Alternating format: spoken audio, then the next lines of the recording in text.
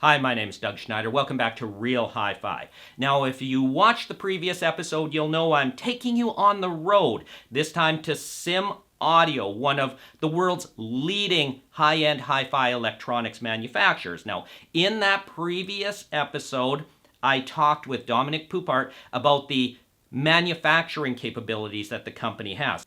This time, I'm zeroing in on the M-eVol volume control, which I think might be the best in the world.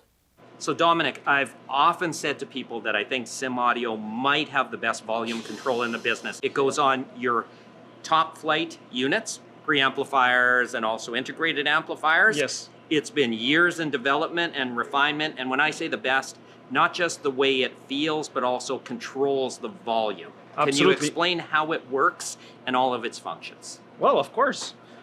First, what you see and what most people are appreciating is the feel that you get on the mechanical aspect of it, because it was thought of the pressure, the force that you need.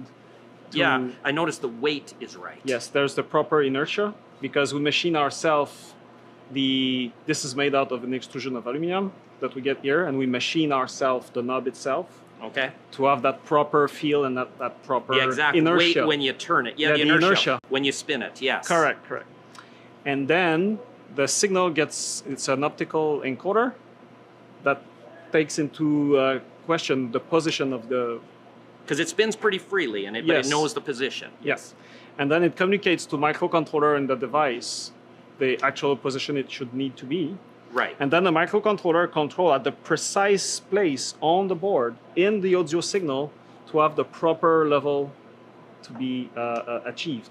And in the analog domain. In the analog domain. It's purely an analog So it's a volume. digital control, but it controls an analog device chip on the board at the proper place on the circuit board. And where are the chips? So it's this one here. Okay. And actually you have two of them because there's one per channel. Okay. They're working in mono. There are actually two channels that are actually controlled because it's done fully balanced. Okay. So you're actually controlling, it's like having 4 volume control inside. Okay. Yeah. Okay. And one of the great advantage of this is to have the gain control right at the place where it matters on the audio circuit. Unlike, for example, other volume control where the signal has to go to the front panel and comes back after it has been attenuated. Yeah. In this case, the volume control is made directly at the proper place. And what are the increments? Because I know it varies depending on the position of the volume control. Correct. There are 530 steps.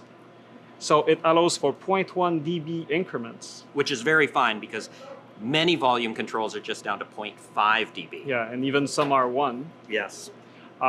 So it gives the analog feel that you can never need to be in between 2 steps because it's so fine. That's what I've noticed. You can get just the right volume. Yeah. So our volume range from 0 to 80. And so the first 30 steps are 30 dB. So that's 1 dB step, but it's only when it's very, very low signal. Right. But starting from 31 to 80, then you have 0.1 dB steps.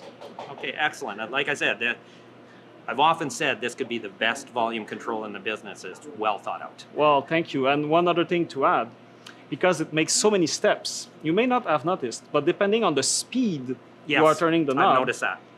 It will adapt. So you don't have to wait too long to raise the volume to a super high level, for example.